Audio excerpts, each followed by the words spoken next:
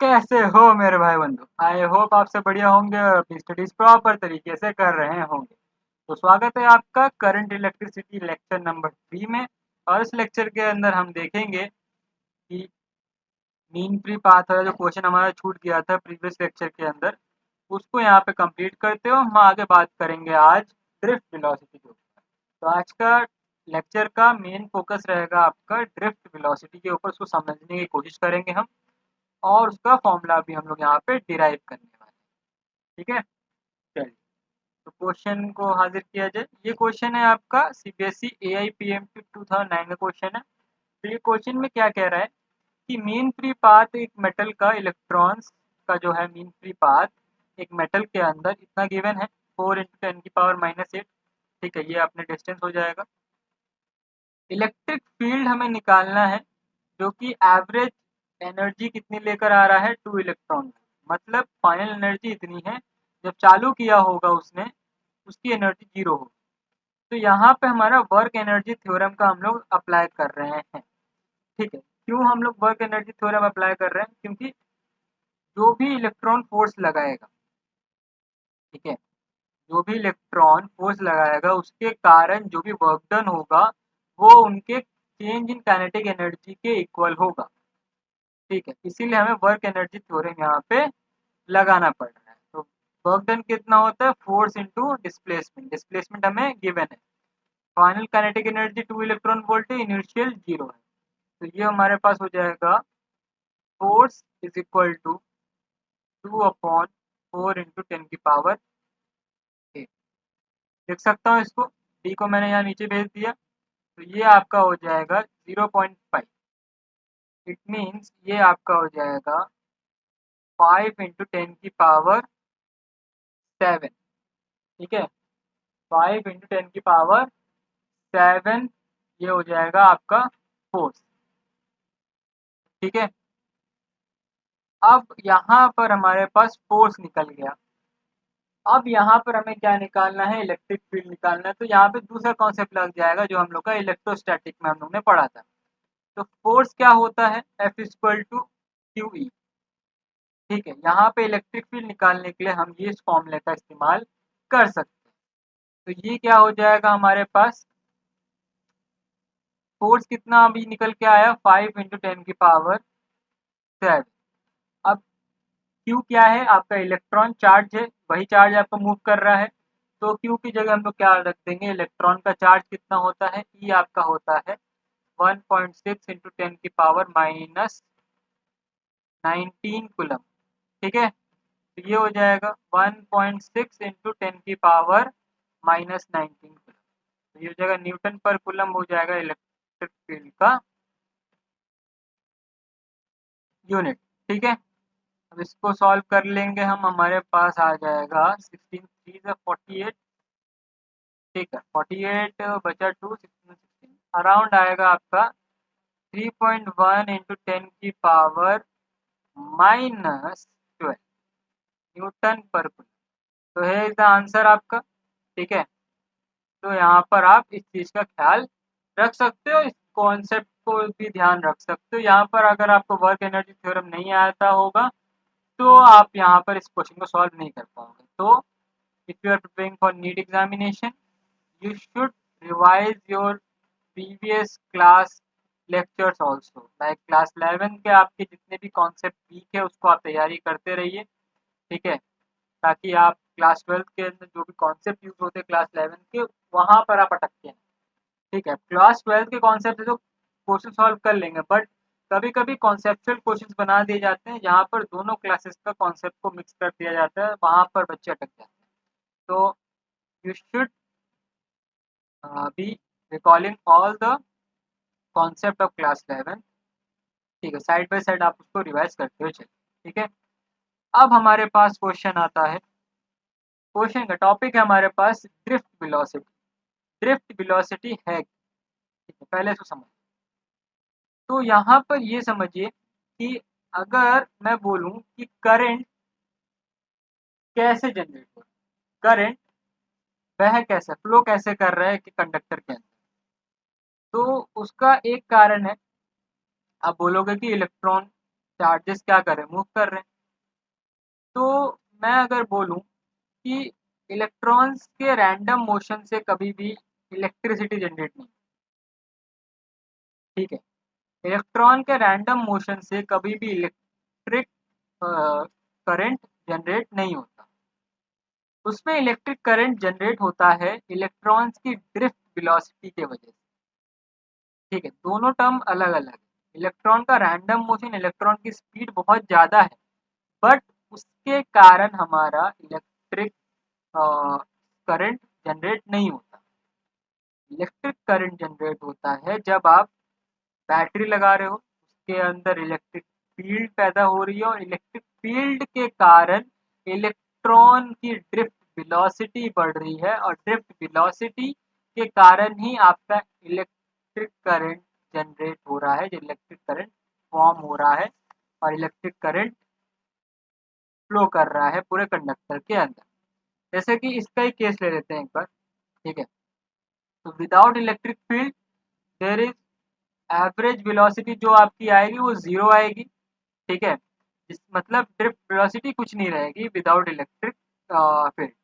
जैसे आप electric field देते हो तो ड्रिफ्ट वेलोसिटी आना चालू हो जाता है और ड्रिफ्ट वेलोसिटी बहुत ही कम होती है, ये ध्यान रखें, ठीक है। ड्रिफ्ट वेलोसिटी सारे इलेक्ट्रॉन्स का मिलाकर फिर करंट आपका फ्लो करता है, ठीक है। किसी एक इलेक्ट्रॉन के कारण आपके कंडक्टर में इलेक्ट्रिसिटी जनरेट नहीं होती, ठीक है।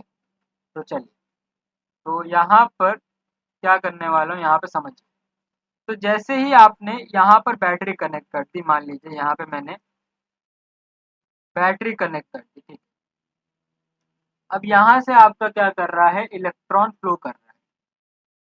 मान लीजिए बैटरी मैंने ऐसे कनेक्ट, यहाँ पे नेगेटिव टर्मिनल है, यहाँ पॉजिटिव टर्मिनल। अब यहाँ से आपके क्या कर रहे हैं, इलेक्ट्रॉन्स मूव कर रहे हैं इस डायरेक्शन। अब यहाँ पर आपकी इलेक्ट्रिक फील्ड कैसे आ रही है, इलेक्ट्रिक फील्ड हमेशा जाती है पॉजिटिव टू नेगेटिव। मतलब आपकी जो इलेक्ट्रिक फील्ड की डायरेक्शन होगी वो आपका इस तरफ होगा। और हमेशा ध्यान रखिए इलेक्ट्रिक फील्ड के डायरेक्शन में आपका करंट भी फ्लो करता है। तो यहाँ पर इलेक्ट्रिसिटी आपका इस डायरेक्शन में फ्लो कर रहा है, ठीक है। तो यहाँ पर हमें दो चीज के बारे में ध्यान दें कि इलेक्ट्रिक फील्ड हमेशा इलेक्ट्रिक करंट के डायरेक्शन में रहेगा या फिर इलेक्ट्रिक करंट आपका इलेक्ट्रिक फील्ड के डायरेक्शन में रहेगा, उसके अपोजिट डायरेक्शन में आपका क्या रहेगा, इलेक्ट्रॉन्स का फ्लो रहेगा। अब इलेक्ट्रॉन्स की यहाँ जो वेलोसिटी आप देख रहे हो ये इनकी ड्रिफ्ट वेलोसिटी है, ठीक है। तो यहाँ पर इलेक्ट्रॉन की अगर मैं ड्रिफ्ट वेलोसिटी की बात करूँ, ठीक है, इलेक्ट्रॉन की ड्रिफ्ट वेलोसिटी की बात करूँ तो वो कितनी आती है, वो आती है आपका अप्रोक्सीमेटली 1 mm पर सेकेंड। एक सेकेंड में 1 mm ही वो मूव करता है, एवरेज अगर वेलोसिटी निकाले ड्रिफ्ट वेलोसिटी। और अगर मैं स्पीड की बात करूँ, एक कंडक्टर के अंदर इलेक्ट्रॉन का जो रैंडम स्पीड, रैंडम मोशन है, वो जो स्पीड आएगी इलेक्ट्रॉन की वो आती है आपका कुछ 10,000 किलोमीटर पर सेकेंड। तो ये बहुत ज़्यादा स्पीड है, पर इस स्पीड के कारण आपका इलेक्ट्रिसिटी नहीं आता, इसके कारण आता है आपका, ठीक है। तो ये आपका हो गया ड्रिफ्ट वेलोसिटी का कॉन्सेप्ट, ठीक है। तो यहाँ पर जो एवरेज स्पीड होती है जब इलेक्ट्रिक करंट नहीं फ्लो हो रहा है, मतलब आपका इलेक्ट्रिक फील्ड है नहीं, तो यहाँ पे जो एवरेज वेलोसिटी होती है इलेक्ट्रॉन की वो होती है जीरो, तो यहाँ पे होती है नॉन जीरो। और वही जो एवरेज वेलोसिटी आती है वही आपका ड्रिफ्ट वेलोसिटी कहलाती है, ठीक है। आई होप आपको ये कॉन्सेप्ट थोड़ा सा क्लियर हुआ। अब ड्रिफ्ट वेलोसिटी को हम लोग दिखाते हैं वी, ठीक है। अब इसका जो फॉर्मूला होता है वो आपका होता है, ठीक है, उसका फॉर्मूला जो होता है आपका वो होता है माइनस ई ई एम ई टाउ। अब इसको मैं ऐसे क्यों दिखा रहा हूँ, नेगेटिव साइन क्या नोट कर रहा है, नेगेटिव साइन इलेक्ट्रॉन्स की नेगेटिविटी नहीं नोट कर रहा है, ठीक है। इलेक्ट्रॉन्स का साइन नेगेटिव होता है इसलिए यहाँ पे नेगेटिव साइन नहीं लगाया, इसलिए लगाया है क्योंकि ड्रिफ्ट वेलोसिटी हमेशा कहाँ आएगी, आपका इलेक्ट्रिक इलेक्ट्रिक करंट के अपोजिट आएगी, इलेक्ट्रिक फील्ड के अपोजिट आएगी, इसीलिए यहाँ पर हम लोग ने क्या किया है, नेगेटिव साइन को दर्शाया है। ठीक है, अब इसका फॉर्मूला ये कैसे निकल के आया, जरा इसके बारे में बात, ठीक है, जरा इसके बारे में थोड़ा सा बात। तो I have to take one on the page, यहाँ पे हम समझते हैं। तो यहाँ पे डेरिवेशन होने वाला है ड्रिफ्ट वेलोसिटी के फॉर्मूले का, बहुत इजी है, ये बहुत इजी फॉर्मूला है। ठीक है, एक स्टोरी की तरह इसको ध्यान रखना। तो देखिए, ये कंडक्टर है, कंडक्टर में मैंने लगा दी बैटरी, लगा दी बैटरी, लगा दी। अब मैं क्या कह रहा हूँ कि जो आपके इलेक्ट्रॉन्स है वो आपका क्या कर रहा है, इस डायरेक्शन में मूव ऑन कर रहा है, इस डायरेक्शन। ठीक, इलेक्ट्रॉन्स आपका इस डायरेक्शन मूव ऑन कर रहा है। अब ये जो वेलोसिटी है ये हमें पता है ड्रिफ्ट वेलोसिटी, ठीक है, पर हमें पता है ड्रिफ्ट वेलोसिटी की एवरेज वेलोसिटी है। एक इलेक्ट्रॉन की ड्रिफ्ट वेलोसिटी कुछ नहीं होता, हमें एवरेज निकालना पड़ता है। तो ये आगे ड्रिफ्ट वेलोसिटी डायरेक्शन इस तरफ है, अपने इलेक्ट्रिक फील्ड लगाया तो इलेक्ट्रिक फील्ड, बैटरी लगाया तो इलेक्ट्रिक फील्ड आपका इस डायरेक्शन में आएगा, इलेक्ट्रॉन आपका इस डायरेक्शन मूव करे तो करंट आपका इस डायरेक्शन में आएगा।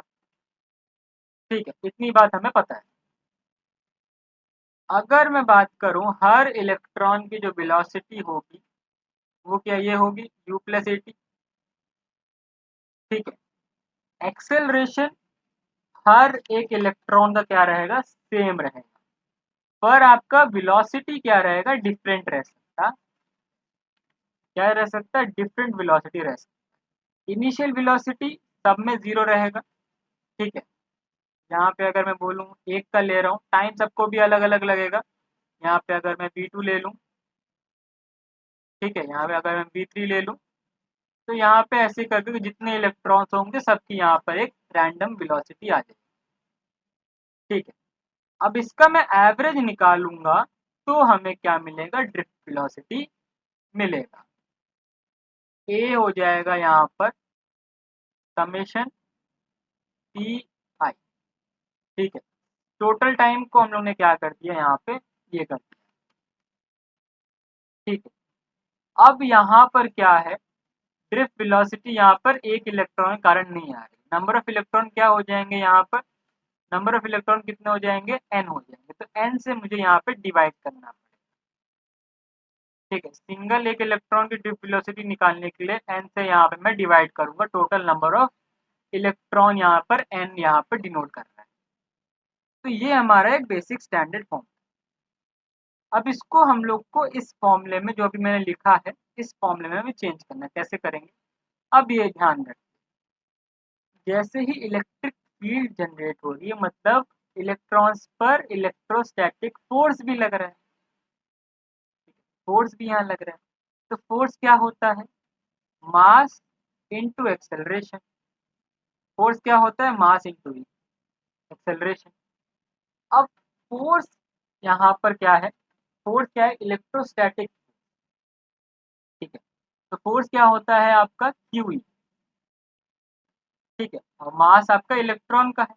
तो यहाँ से हमारे पास क्या आ गया, एक्सेलरेशन की वैल्यू आ गई। तो एक्सेलरेशन की वैल्यू अगर मैं यहाँ पुट कर दूँ तो यहाँ पर फॉर्मूला कुछ ऐसा बन जाए, क्यू हमारा क्या है, चार्ज हमारा क्या है, इलेक्ट्रॉन ले रहे हैं, तो यहाँ पे E by M E N summation T है।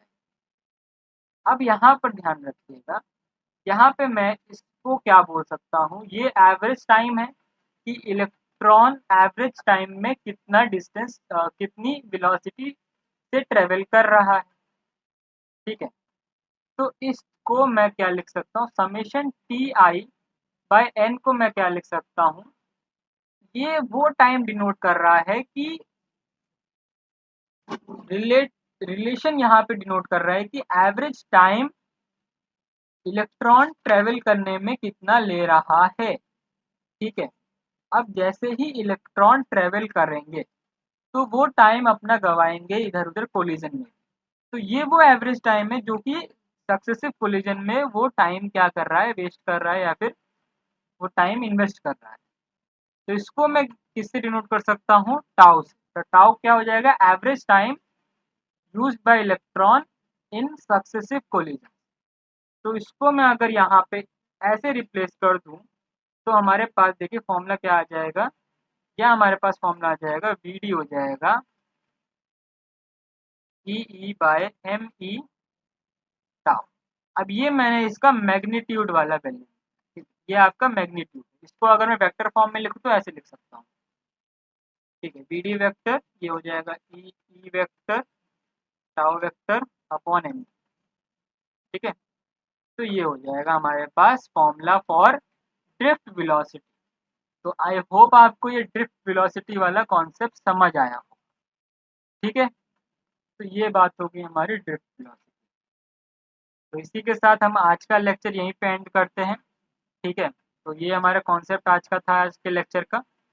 तो नेक्स्ट लेक्चर के अंदर we will be discussing about mobility and microscopic forms of ohm, ठीक है। ओम्स लॉ हम लोग ने रैंड जो हम लोग ने मैक्रोस्कोपिक लेवल में देखा था V equal to I R, उससे थोड़ा सा अलग होगा ये। माइक्रोस्कोपिक लेवल में ओम्स लॉ को कैसे हम लोग डिफाइन करते हैं वो देखेंगे, ठीक है। तो मिलते हैं आपको नेक्स्ट लेक्चर में, तब तक के लिए बाय बाय।